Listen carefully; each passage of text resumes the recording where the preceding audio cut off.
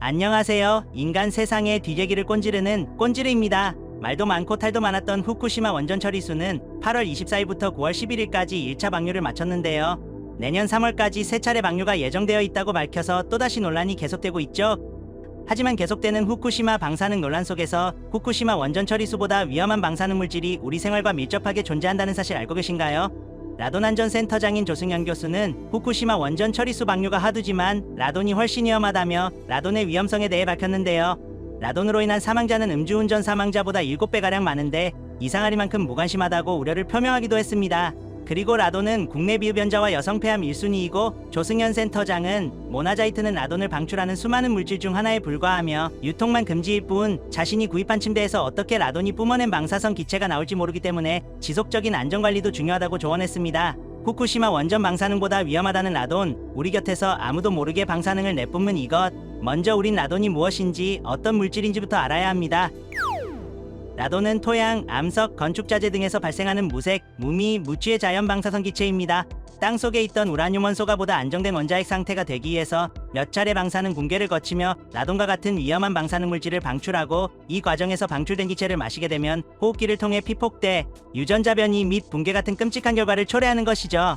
이렇게 나도 모르게 호흡기를 통해 들어온 라돈은 국제암연구센터가 지정한 1급 발암물질로 국내 비흡연자 폐암과 여성 폐암의 가장 큰 발병 원인이라고 합니다. 또한 한국환경정책평가연구원의 정책보고서에 따르면 라돈에 의한 폐암 사망자는 음주운전 사망자보다 무려 7배가 많을 정도로 큰 피해를 낳습니다. 무색, 무미, 무취해, 나도 모르게 다가오는 방사능 위험인 라돈. 라돈은 생각보다 우리에게 가까이 있었으며 불과 5년 전에도 우리에게 큰 충격을 안겨주곤 했는데요. 우리가 잠잘 때 늘 사용하는 침대, 이 침대에서도 라돈이 다량 검출됐었던 라돈 침대 사태를 알고 계시나요? 때는 2018년 국내 한 침대 브랜드인 대진 침대에서 매트리스 실내 기준치를 최대 9배 뛰어넘은 라돈이 검출되면서 끔찍한 라돈 침대 사태가 시작되었는데요. 뿐만 아니라 대진 침대 이후 2019년 2월 국내 유명 침대 브랜드인 실리 침대에서도 방사능 위험 물질인 라돈이 검출되었습니다. 당시 원자력안전위원회가 실리 침대에서 라돈 안전 기준인 연간 1mS를 최대 4배 가까이 초과한 양이 검출되었다고 밝혔는데요.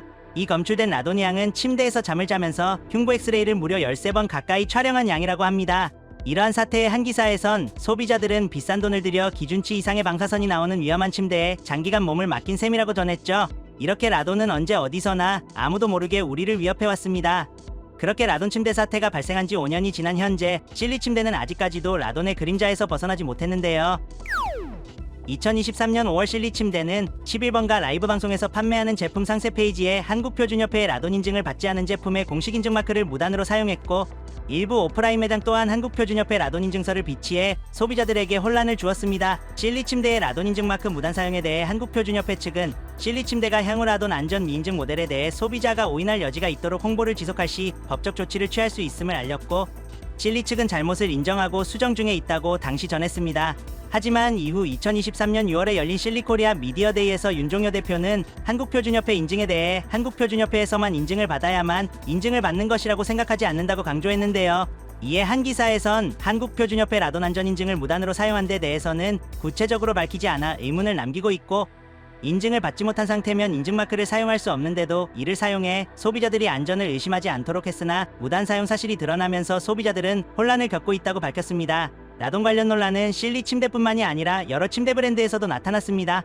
2023년 2월 일룸의 수면 브랜드 슬로우베드가 신제품 올라운드를 판매하면서 네이버 쇼핑 예상 홈페이지에 한국표준협회 라돈 인증을 받았다고 기재했지만 확인해보니 슬로우베드는 한국표준협회가 아닌 민간 라돈검사업체에서 라돈 수치를 측정해 단순 시험 성적서만 보유하고 있었죠. 전문가들은 시험 성적서는 측정검사와 현장검사를 하는 한국표준협회 인증과 달리 전문성이 떨어져 신뢰성을 담보할 수 없다는 의견을 냈습니다. 라돈 침대 사태 이후 아직까지도 끊이지 않는 라돈 논란에 침대업계들의 라돈 인증 현황은 어떨까요? 에이스 침대는 2019년 침대업계 최초로 한국표준협회 라돈 인증을 획득했지만 2021년 이후 갱신 여부를 확인하기 힘들었고 올해 환경부로부터 생활화학제품 및 살생물제의 안전관리에 관한 법률을 위반해 행정기도를 받은 적도 있었습니다. 해외 유명 메모리폼 매트리스 브랜드인 템퍼는 국내에서 받은 라돈 인증은 찾아보기 어려웠습니다.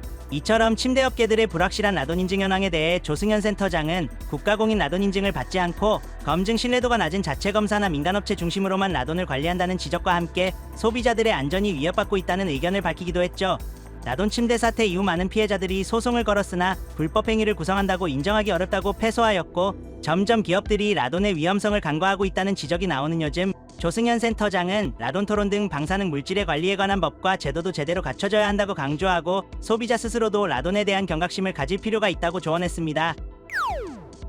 앞으로는 현재 논란이 되고 있는 후쿠시마 원전 처리수뿐만 아니라 실제 우리들의 가장 가까운 곁에 더 큰 위험이 도사리고 있다는 점을 잊지 말아야 할 뿐더러, 안전에는 정도가 없다는 말에 따라 기업 또한 라돈과 그에 대한 인증의 인식을 더욱더 중요하게, 더욱 확실하게 되새길 필요가 있다고 생각합니다.